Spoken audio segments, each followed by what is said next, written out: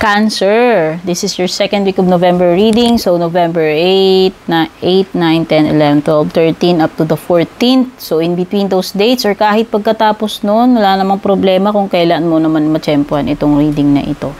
Hello sa mga bago dito. Sa mga datihan, maraming salamat sa palaging pagsuporta, pagsubaybay. At kung bago po kayo, don't forget to subscribe sa aking YouTube. Like and follow na rin po yung ating FB, Instagram, TikTok. Send lang po kayo ng private message sa aking FB page kung gusto niyo ng personal readings, yung link at details nakalagay sa description. Cancer, ano muna yung overall energy mo? Second week ng November.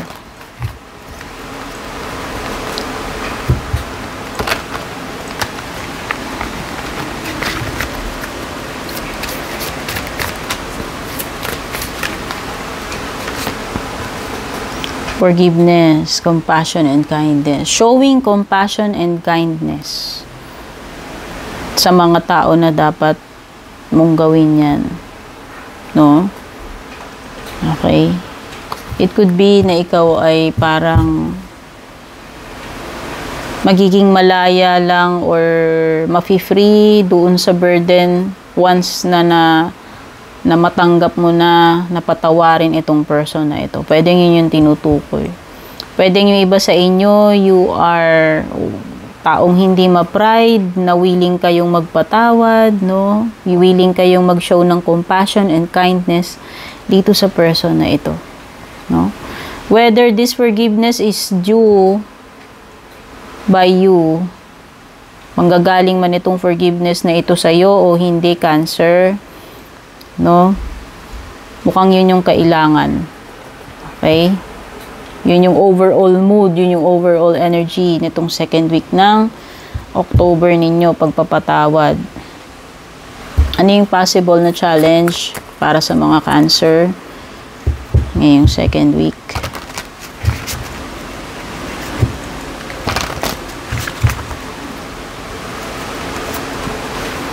Two of Pentacles. A possible outcome.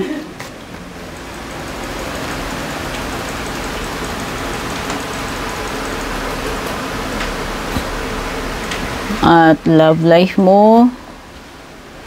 The Tower yung love life mo. Nako.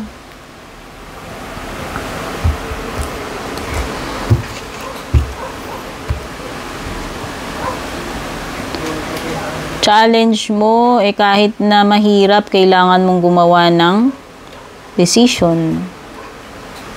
Cancer.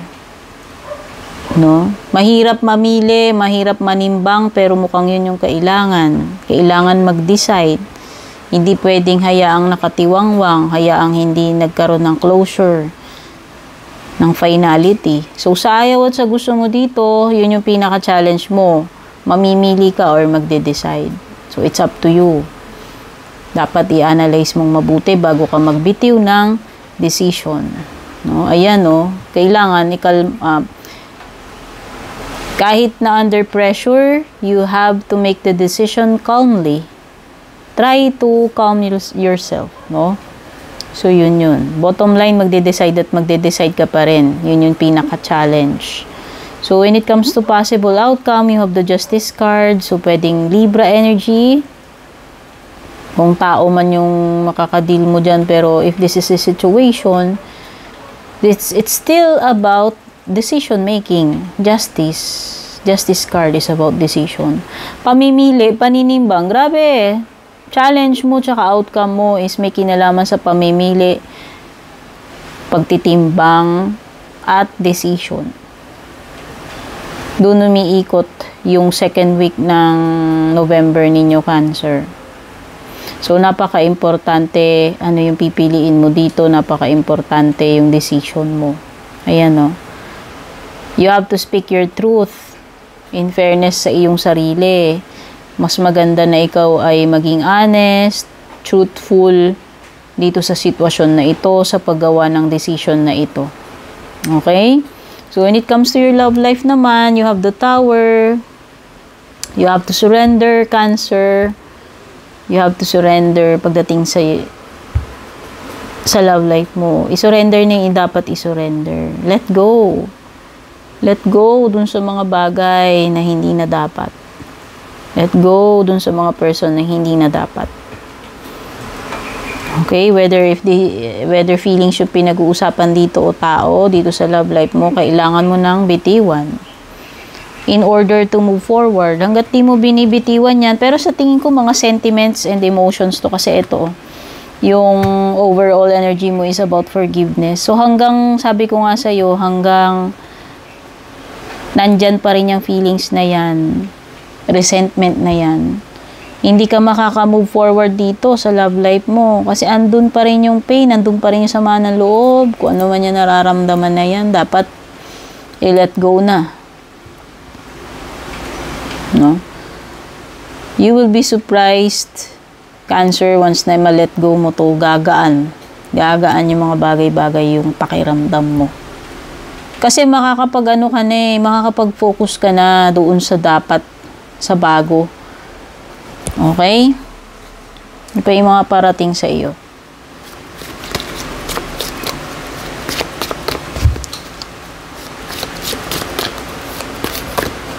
Second week. Ayan, no, naguguluhan ka na. Pati yung judgment mo. Muddled thinking. Malabo. Hindi ka makapag-isip ng maayos. Hindi ka makapag-focus. Hindi ka makapili, makapag-decide. Yun yung problema mo. Dito pa lang sa challenge mo, ayan, no.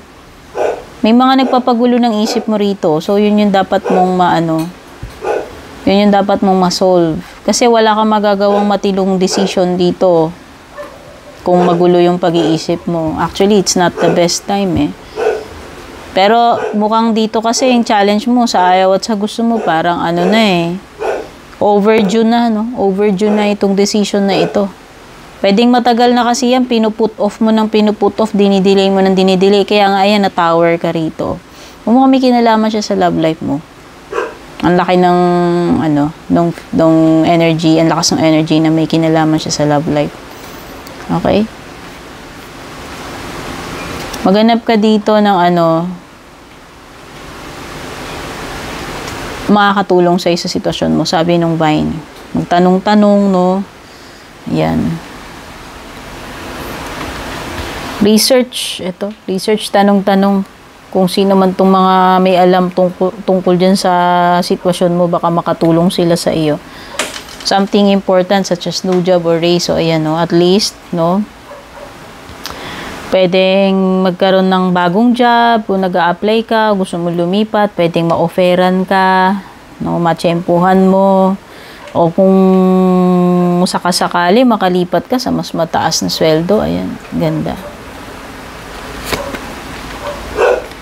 Pay attention to your work. Okay? Tutukan kung ano man itong mga ginagawa. Siguro, prioritize mo muna itong mga deadlines mo or yung quality ng trabaho mo. Okay? Make sure na hindi mo na sacrifice yung quality ng trabaho mo. Kasi ikaw din naman ang nito mamumroblema in the end. No? Kung hindi mo nagagawa ng maayos itong trabaho mo, ikaw rin naman na magkakaproblema. So, closing message para sa inyo, Cancer.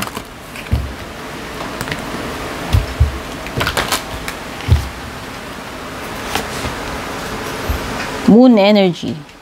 Moon energy.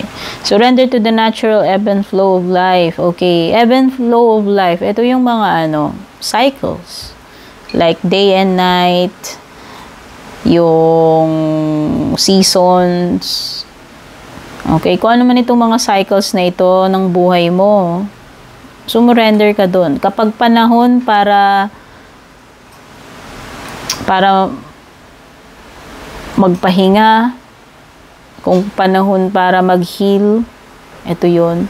Panahon para lumaban, panahon para magpursige, magsimula, panahon para sa mga ending, ito yun. Diba, every year naman, punong-puno tayong cycles. Yun nga lang, araw-araw Every 24 hours, nagsiset yung sun, sisikat uli. Ito yun, yung mga ebb and flow ng buhay mo. O, every month, nagre-regla yung mga babae. Okay? Every year, nagbo-birthday tayo. Ito yun, yung kumbaga waxing and waning, ebb and flow. Surrender mo. i-surrender mo sa mga cycles. Yan. Kumbaga, itong cycles na to, kumbaga naka-assign, nakatakta. May mga schedule. Yung mga bagay-bagay na kahit na anong gawin mong pigil, hindi mo naman mapipigilan na maggabi or mag-umaga. Ito yun no? So, wala tayong magagawa. Halimbawa, if this is the ending of a relationship or ending ng buhay ng tao, hanggang to na lang So, isurrender mo yung kailangan mong sumurrender dun sa ebb and flow, sa cycles. Okay? In that way, if you are feeling confused daw, this fairy comes to calm emotions and reassure you that peace of mind is possible. Okay? Hindi, ayun. Proseso. Okay? Yun ang sinabi niya. Hindi laging nandun. Mag-i-end, din pwedeng mapalitan uli. Panibagong araw uli. Di ba yun naman yun? So, isurrender mo yan sa cycles. Trust the flow. Trust the cycle. Trust the process. Cancer. Okay? Thank you so much for being here, Cancer. Don't forget to like and share. Take care and God bless.